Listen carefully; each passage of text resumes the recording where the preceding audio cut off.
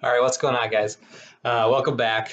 Gonna do an update today on where I'm at with products and everything, and then also gonna go over the one thing that I changed to save basically 80% on FBA fulfillment fees. So let's get into it, and I'll show you exactly what I did. It'll apply across the board for anybody. In my particular instance, it probably was exaggerated based on what I was doing. But first, let me kind of go over an update and where I'm at right now. Currently, few of my products have shipped out, or at least they told me they did and gave me some tracking numbers. So far, they haven't updated on UPS, but they are shipped out. The third supplier has kind of gone silent on me. I've asked for an update a couple times, so I don't know if they're already on vacation for Chinese New Year or what exactly is going on with them. But they have basically disappeared on me, which, like I said, I kind of maybe thought that could happen. People said that would happen or can happen. And as of now, that seems to be the case. I'm a little confused because they did, send me a sample photograph. So it's not like they are scamming me, I don't think. And I obviously did receive a sample prior to my house. So I don't think that they're obviously scamming me, but maybe I won't end up getting it till after Chinese New Year, which again, kind of annoying, but especially when they said they guarantee they would send it out beforehand. But I'll keep you guys posted on that. But so far, I'm pretty pumped. Got two products on the way. Today, I'm going to basically work on getting my Facebook ads up.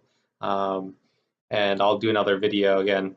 Subscribe if you want to track that because I'll basically show how I'm doing. I'll probably split test some ads for Facebook to try and drive some external traffic um, and see what converts the best and hopefully it'll drive sales because initially I won't have like a seller feedback rating at all, so I won't be able to do coupons or giveaways from what I understand.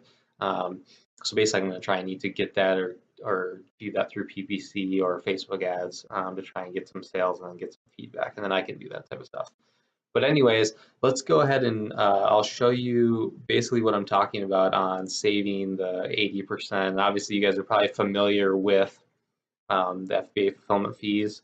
And I was as well, but I guess I wasn't really thinking about it the way I needed to be because I wasn't totally familiar with the size limitations on the different tiers of fees. So what ended up happening was I ended up ordering my sample, got my sample, and my sample was, I think, 22 inches at its longest side.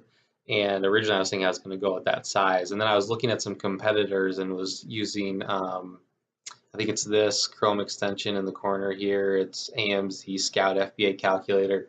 And so I was kind of checking those. And for some reason, one of them had a much higher FBA fee than the other. And I was like, well, that seems odd. They seem like pretty much the same product. But then when I looked into it, it ended up being that their sizes were different and obviously their weight's a little bit different. And it ended up making a big difference on the actual cost. So let me break it down here. So we can see these are the new updated fees for the large standard size. It's basically $471 plus 38 cents over a pound for every pound above 2 pounds. It's $471 versus $813. So basically the criteria there is like on the large standard size, it has to be 18 inches or less on its longest side. And then I believe it's like 14 inches and 8 inches on its shortest. So basically the one that the sample I got was actually, I think, 22 inches.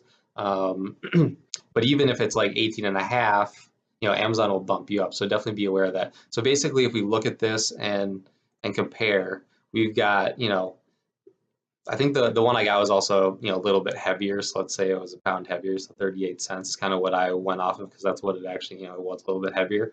So if we do, 813, so you can kind of already see it, plus 38 cents. And then you take out the difference of 471, so 380. So 380 divided by that 471 ends up being 80%. So basically you save $3.80, or I guess, at a bare minimum, you're saving $3.51, or whatever it was.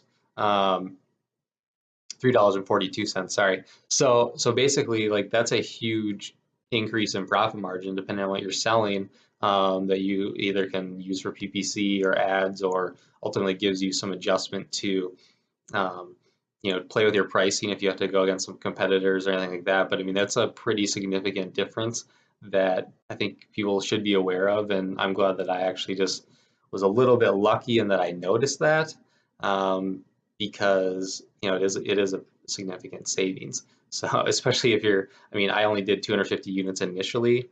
One of the competitors I think is doing like 10 to 13 units a day right now. My assumption, my conservative assumption, hope is I do 3. I'd like to be able to do 5. Obviously, if I'm at the point of my competitor, hopefully I am getting to 10. And if that's the case, I only really need 300 units per month. But either way, at 300 units, because I'm not going to do the math in my head, times 342. Now you're basically saving or making $1,000 extra per month just based on that difference. So basically, just be aware of that stuff, because that we need all the help we can get. I mean, Amazon's increasing their fees. Obviously, they're not trying to really help us. That's the name of the game, sort of. But just wanted to let you guys know that, in case anyone is newer and not familiar with that. Hopefully that was helpful. If you thought that was helpful, appreciate a thumbs up, and definitely subscribe. I'm going to be going over a bunch of other stuff that I'm going through, as well. And then I'm also going to be talking about, most people haven't talked about what happens if recession happens, because we haven't had one in a long time. And I'm going to go over, how is that going to kind of impact potential sales, or how I'm kind of trying to guard myself against that. I'm not saying it's going to happen, any short time period, but I think it's just something good to be aware of if ultimately we're trying to, make our living off of this and dependent on people buying things.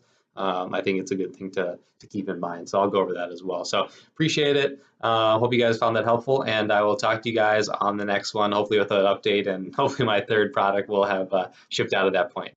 All right, guys, have a good one. Talk later.